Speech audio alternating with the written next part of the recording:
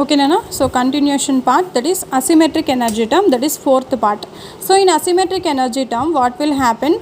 The number of, already we know that the protons and neutrons are existing inside of the nucleus. So how many number of protons and how many number of neutrons are existing inside of the nucleus, we don't know. For example, if the number of protons and number of neutrons are equal, that is Z is equals to N inside of the nucleus, then what will happen? The nuclei which is having the number of protons and number of neutrons are equal is more stable when compared to the another nucleus, where the nuclei which is having more, for example, more number of neutrons than the protons, that is N greater than Z. In that case, what will happen? The nuclei is lesser stable than N is equals to Z. N is equals to Z, nuclei is only more stable when compared to the N greater than Z. That is given by asymmetric energy term. So asymmetric energy tells us that whenever the nuclei which is consisting of equal number of protons and equal number of neutrons, then the nuclei is more stable. If the nuclei consisting of more number of neutrons than the protons, the nuclei is lesser stable than the N is equals to Z. So the asymmetric energy term directly given by Wiesacker, EA is the asymmetric energy term, is directly proportional to A minus 2Z whole square, A minus 2Z whole square here, and asymmetric energy term also inversely proportional to the mass number. Okay, here A is a mass number and Z is a proton number. Now if you take these two values, finally you will get the asymmetric energy term equals to minus D is what? Total constant. If you remove the proportionality, D is a constant, and A minus 2Z whole square by A.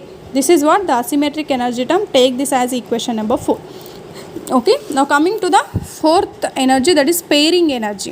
What is pairing energy? The nuclei which is having even number of protons and neutrons. For example, your nuclei is consisting of even number of protons and even number of neutrons, then that nuclei is called even nuclei. If the nucleus which is consisting of odd number of protons and odd number of neutrons, that nuclei is called odd nuclei. If the nuclei which consisting of even number of protons and odd number of neutrons, that nuclei is called even odd nuclei. So what will happen? Okay, what will happen? So the pairing energy depending on the different properties. That is, for example, if the nuclei is even, what will happen? If the nuclei is even odd, what will happen? If the nuclei is odd, what will happen?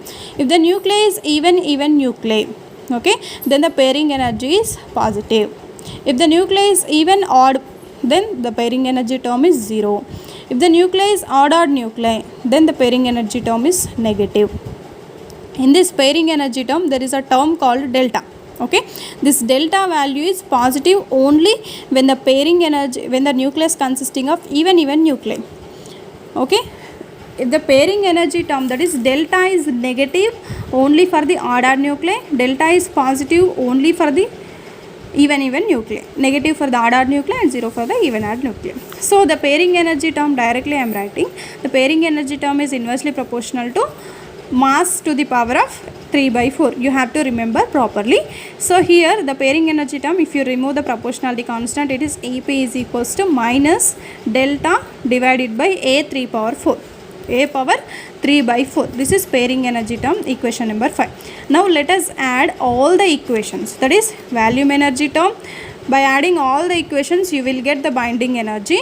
This is called empirical formula. Okay, that is semi-empirical mass formula. Volume energy term, surface energy term, Coulombic energy term, asymmetric energy term, and next pairing energy term. Substitute all the equation number 1 to equation number 5 in this equation. Okay, this is what the binding energy equation.